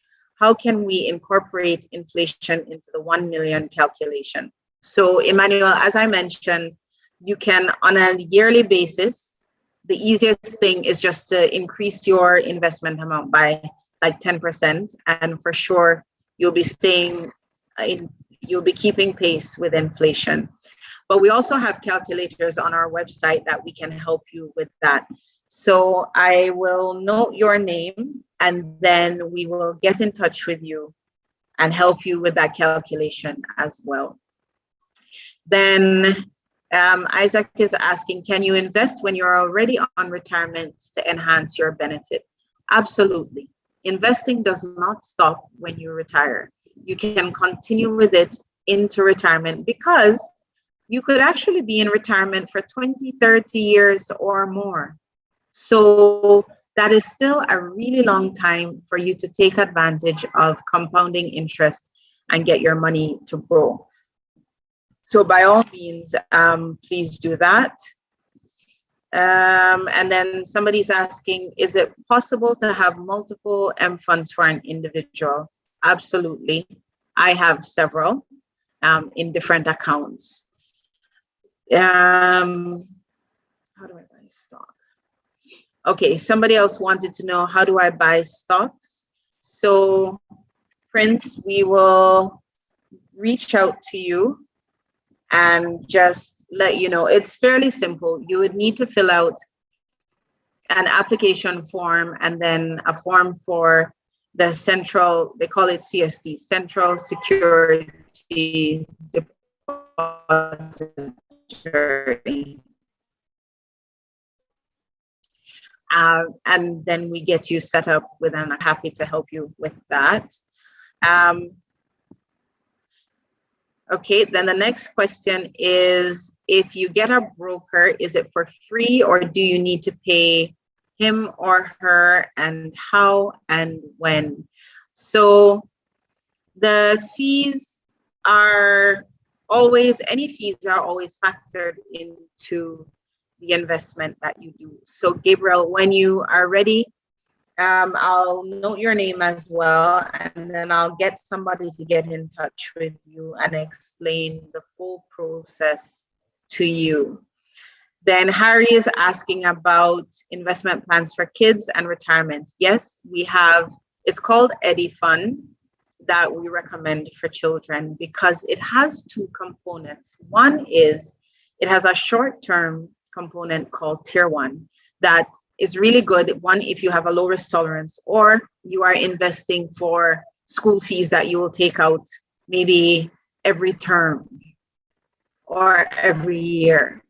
There's also a Tier 2, which is more for university education. And that one actually has a built-in life insurance policy where it will match whatever is in the account up to 20,000. 15,000 should something happen to you. So if, for example, something happens to you, unfortunately, we'll add another 15,000 and that will be paid out to your beneficiary all the way up to 20,000. Isaac, I will share the presentation. So we will share the recording and the slides. So whoever joined late will get that. And then, Isaac, I see your hand. So unmute yourself. I'll take your question and then I'll take one more from the chat and then we will try and wrap up. Okay, thank you for the chance again. Please, I would like to know, for instance, I already have a Databank account and I opened one too for my cousin. In order to do the interest for the Edifund, I want to know, can I open some for my dad online while he is not here? Because he is not in Accra here, but I would like to open one for him. Can I? Yes, you can actually open. Okay. I was going to say that you can open, or I'll answer the first one and you can ask your second. So you can open the account with dad, but if you are doing it, then I would recommend that you do it as a joint account so that both of your names are on it. And that way, if you need to top up the account, then you can go ahead and do it, and he can also do it. So it's better, especially since he's not nearby, then you do it with both of your names on it. Okay, so with that, while he is not here, can I still do it, or I will need him to sign something or? You would need him to sign, but you can send the forms to him by email if he has email, and he can attach his signature and send it back. We don't need him physically around. Okay. And the second question is, can money in, let's say, my M fund, can I transfer it into my Eddie fund, or I'll have to withdraw it before I deposit into the Eddie fund? Ask that one more time, please. Okay, I was asking, let's say I have an amount in my M fund, but I want to transfer it into my Eddie fund. Can I do so, or I'll have to withdraw the money from my M fund before I deposit it into the Eddie fund? It ends up being a withdrawal and a purchase. So you would have to withdraw and then deposit. Like we can do a transfer, but it still ends up being like you've done a withdrawal and then a purchase. The reason is M Fund and Eddie Fund are two different companies. So that there's a bit of a process in the background, but you can do it with one withdrawal form and we'll do the process for you. Okay. Thank you very much. You're welcome. All right. John Bosco, please unmute yourself. Thank you, Sister Gillian. Welcome. It's nice to see you again, or your picture. Oh, yeah. Today, I'm in a very noisy place, so I don't want you to be seeing the rowdy nature of the place. No problem. My issue has to do with the perception about investment in the country at large. We seem to grow to a certain level beyond where we have to inculcate that spirit into us before trying to learn how to invest in a forceful way. So I'm asking Databank through you that is there any plan that will gear towards catching them young, especially in the SS or even to the GSS, so that by the time we are in the university, issues about investment will be demystified and we'll be able to invest and invest proper. Thank you so much. Thank you, John Bosco. So, yeah, well, from Databank standpoint, we are going around providing education both at the tertiary level and the secondary school level. The only thing is that when it comes to secondary schools or any school with students under age 18, all we can do at that point is educate. Because if they want to invest, and some children actually do, they need to do it with an adult. They can't invest if they're on their own, if they're younger than 18. So we still partner with the schools, go in, provide the education to the teachers and to the students.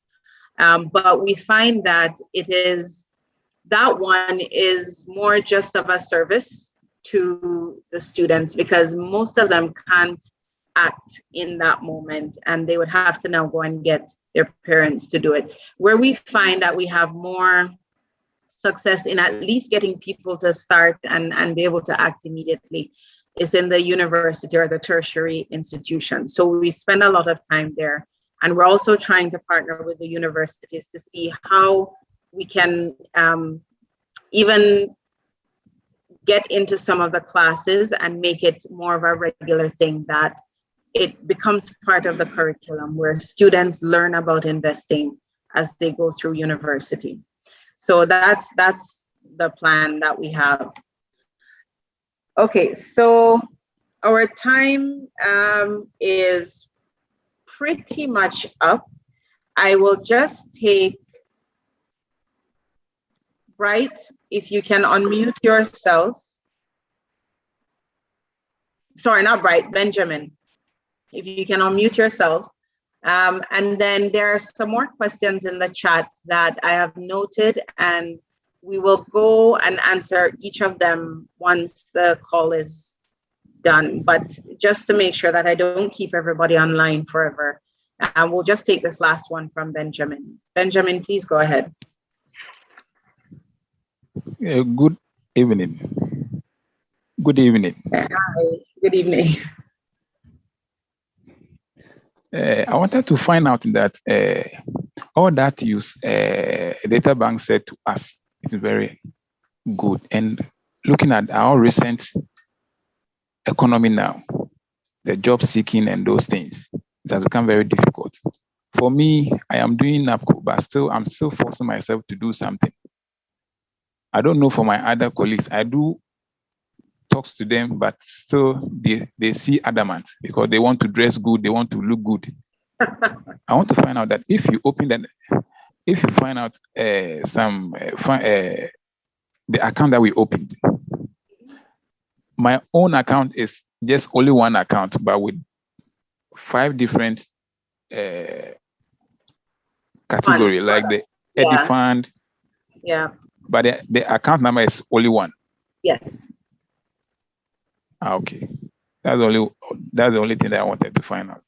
Okay. But I'm also asking that you should get people to go to churches and those places. The youth, they are not doing anything. Okay. If you talk to them, we go to a lot of churches. Okay. But I'm glad you brought it up, Benjamin, because if you have a group or a church, or it can be an old boys club, like a school association, just send us an email or call us. We are more than happy to come do a similar presentation, either physically or virtually, as we have done today. And there's no charge, like we'll just come educate and then people can make the choices that they want to. But by all means, Benjamin, we're more than willing to go wherever we are, the door is open. So hopefully you will reach out to us as well. Okay, thank you very much. You're welcome. Okay, so I just have a few last giveaways, and so we'll do that. And I will ask you to put your answers in the chat, and then we will call it a day. So let me ask you one more question. One moment. All right. So there's one more giveaway from Nyaho. And this is again for one more basic health screening, which is the BMI, sugar level, and blood pressure. The question is, how did they define health? Who remembers what the definition of health is? You don't have to give me the exact words, but just give me the essence of what she said. And put it in the chat, please.